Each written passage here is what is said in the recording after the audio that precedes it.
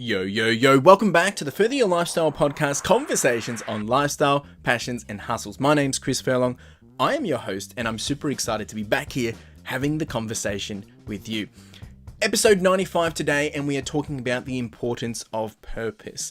And this is coming straight off the bat, back to back from last week's episode of how you can have your best year yet by following, a success formula, different ways of how we can progress and actually make progress in a year when it comes to goals and setting goals and things like that. So if you haven't listened to that episode really does set this one up even better, but you can listen to this standalone. So if you haven't listened to that one, you might want to listen to it first. Otherwise, jump into this if you want to learn all about the importance of purpose or a purpose-driven force. Goals, they're the biggest conversation at the start of any new year. They're a bit of a cliche.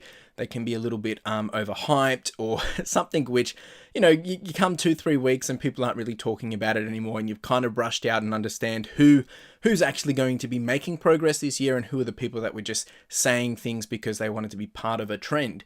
But for me, goals are important, right? And I've touched on this last week and I went through the success formula, as I just said before. But at the end of that episode, I spoke about there is a huge point, and I drove the point home around that you can set goals, you can have ambitions, you can have all this stuff that you want to do to progress or make progress, but it's all pointless in sorts if you do not include purpose with it. I know this too many times. I've set ambitions or I've set ambitious goals and I forgot to zoom out and identify, well, what happens next for once I've hit that goal? What's actually my end game, or where am I actually moving towards, right? Whether it's over 1, 2, 3, 4, 5 years. And the first time I actually realized this, we're diving straight into this, so buckle up. The first time I actually realized this was when I was working the 9 to 5 in the corporate world. When I first became a manager, originally when I started that job as a grad, I kind of said, I'm going to give it 5 years. I want to be a manager by that time, and I want to see what I can do and how far I can, walk up or work up the corporate ladder. And I did it in 5 years, actually less than 5 years. I was a manager. And when I got that, after it, after all the excitement and got the bonus, the promotion, all that jazz, I was kind of stuck in a bit of a daze around, now what? I had lost purpose. I had lost purpose and understanding of what I was working for, because I had this big goal and this big intent, and I just figured out once I got there, things would just be all figured out. But I had to refine what my identity was in terms of what was I chasing. And that can be a little scary. And it recently happened again. I'll be honest. It recently happened again. Having been on a leave of absence for 2 years, and I finally resigned at the end of 2022, just in October, November there. And for the last 2 years, if you don't know my story, I basically took the chance on myself to make progress on some of my goals, dreams, ambitions, start this podcast, start my own business, and basically start to make things that I want to have in 5, 10, 15 years from now a reality, right? Start working on it rather than just chipping away at an hour on a weekend. And I did not want to have to go back to work for someone else. That was the really intent of that 2 years, is see whatever I can do, build momentum, take action, massive action, and actually make it so I don't have to go back. And I did that. I didn't have to go back. I quit, I resigned, and nothing wrong with that company. Really, really good way we left off and all that jazz. I was so grateful for that opportunity.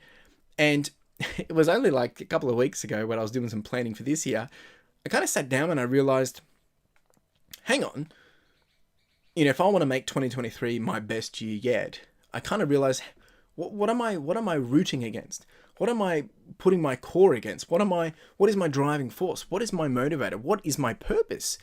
And don't get me wrong, I've got long-term goals. I've got, some big ambitions and things and places where I want to be in the future. I'm talking, well, I would like to think they're going to take 5, 10 years. They shouldn't have to take that long, but that's where my mind's at. But in the present, I know that there's things and steps and realities of, I have to do the work to be able to get there. And I personally couldn't see what it was that I wanted to be working towards at this point in time, or what I'm working away from. Now, just to clarify on that, there's 2 ways that we're usually motivated. We're either motivated to get out of a situation or motivated to get into a position. And I'll read this out. It's called push and pull. Push motivation is driven by a need to run from unwanted reality, while a pull motivation is a power that inspires you to attain successful results. So having thought about the wins and losses for 2022, I've been going through that and reflecting and, actually seeing the progress that I've made or the lack of progress. And, there's been some wins and losses. I started to think about and reflect on, well, what is my purpose and what am I doing? And that's a big question. It's a big, scary question. And this is just as important for yourself. So we're going to get real here. What am I now working towards? And ask yourself this. What am I now working towards? And what is my next major milestone to lock on? So what will be my purpose driving force?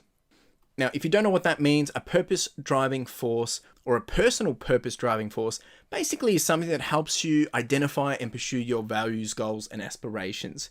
Essentially, it serves as a guiding principle or as a North Star for your actions and your decision making, and it can provide a sense of meaning or fulfillment. Having a clear understanding of what that purpose looks like or that purpose driving force can help you align your actions, your values, your priorities, and also, as I said before, it can give you some, inspiration. It can help you with being motivated, and it also helps you stay true to yourself when you're hit with obstacles, challenges, and setbacks. So establishing a personal purpose driving force, it's a lot, PPDF,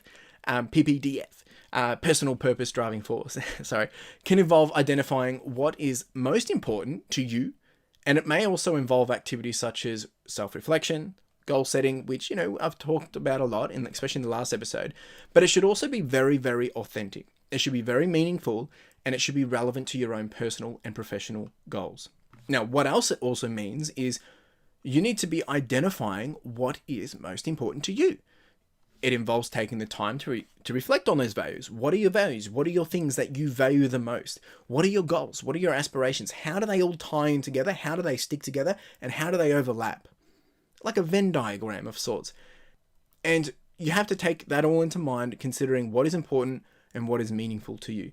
This can then help you clarify and identify and lock in, zoom in, and focus on what truly matters to you. And with that, self-reflection is the process of thinking about your own thoughts, your feelings, how things make you feel, what behaviors pop up when things don't work out or when things do work out. What are the things that make you happy? What are the things that make you frustrated? This self-reflection, engaging this, can help you have a better understanding of yourself, but also your values and where you can provide insight into what motivates you and what drives you, which is your driving force. Now, you then have to start to set the goals based on all this. Now, I'm not trying to overwhelm you and talking about values, purpose, what is the meaning of life and all that. But if we strip it back, if we pull it back and really just think about, what do you want? What do you want? Right? And for me, I have always had big ambitions that I've wanted to work for myself. Now, that in itself is bold. But when you break that down, what does that actually look like? At the moment, I work for myself. Does that mean I've achieved my goal? Does that mean I've achieved where I want to be? Yes and no, because this is part of it. Now I realize, okay, what do I actually want? What's the next thing that starts to define what actually looks like success for me, or what actually looks like where I want to be before I then start to identify and look for whatever that next purpose is. And there's two elements to this. I want to share with you what my big life mission has always been, and it remains this. And then I'm going to share with you what my next core purpose or driving force is that I'm working towards. So my life mission has always been this. And I wrote this years ago. I want to inspire. I want to be innovative. I want to promote success through all that I do and to the people around me. I wish to spread happiness and express life through my actions. I plan to create opportunity through my visions, dreams, and inspire those around me to aspire further in their own lives. Now, I've spoken about this in a number of different episodes, how to find your North Star and things like that. And that's very relevant to this. That's not changing. That's exactly what I'm encompassing and wanting to do regardless of whatever I'm doing. And that's what I always turn back to.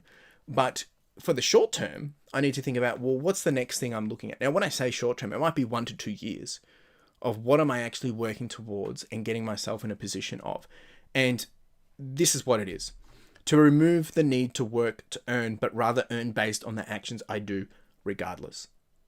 Right? And at the moment, if I help give you a bit of a detail of how I operate, there's 3 core things that I work on the most outside of running, relationships, and things like that. There's my business, my reselling business, making an income, my YouTube, and my podcast. Now, at the moment, my reselling takes up the most. And that also provides me the most income. The YouTube, it does bring me in some money, but I've been doing YouTube regardless of whether it was making me money or not. The podcast, it doesn't make me any money. At the moment, it doesn't make me any money. Look, I've had a few dollary dues come in. I've had some people buy some different things, some enamel pins and some sweatshirts and things like that, which is I'm so grateful for. But it's not it does not generate a big income.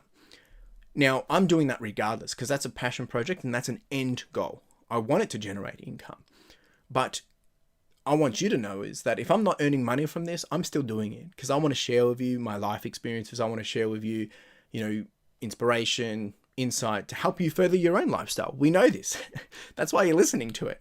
And I'm not going anywhere with that. The same with the YouTube. It's another way that I can share and I enjoy doing that. But if I can turn my business, my YouTube and my podcast into the act of doing and I'm getting paid regardless, rather than having to trade hours for money, that's when I know I've hit where I want to be in the next 1 to 2 years. Because at the moment, I'm doing this and this does not feel like work. This does not feel like a chore. Reselling, look, there's components of it that feels like work, feels like a chore. And, it means I have to actually, all right, let's go do this. Whereas there's elements of it where it's like, yeah, I don't care. I'm happy to do this. And that's great. But I wanted to be able to continue to just do, live, express, share, and still make money regardless.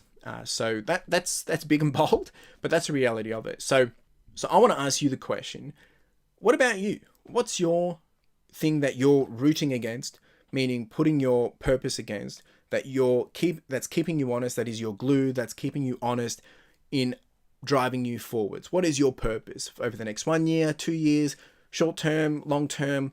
I would love to know. What is your purpose driving force? And you can reach out to me if you're listening to this on the YouTube. You can drop a comment down in the comments, or you can send me a message via Instagram at Further Your Lifestyle, or hit me up on Twitter at Further Your Life. Now, also, if you've made it this far, I really do appreciate you. Thank you so much. But if you have not subscribed or if you're not following the podcast, please do that on Spotify, Apple Podcasts, Google Podcasts, YouTube. You can do that. And there's even the opportunity to rate and review. So if you could leave a review, leave a comment or anything like that, it absolutely means the world to me. And I hope you're having a wonderful year so far. Hope you're doing well. And if you've got any questions, we're more than happy to continue the conversation. And you have a wonderful day.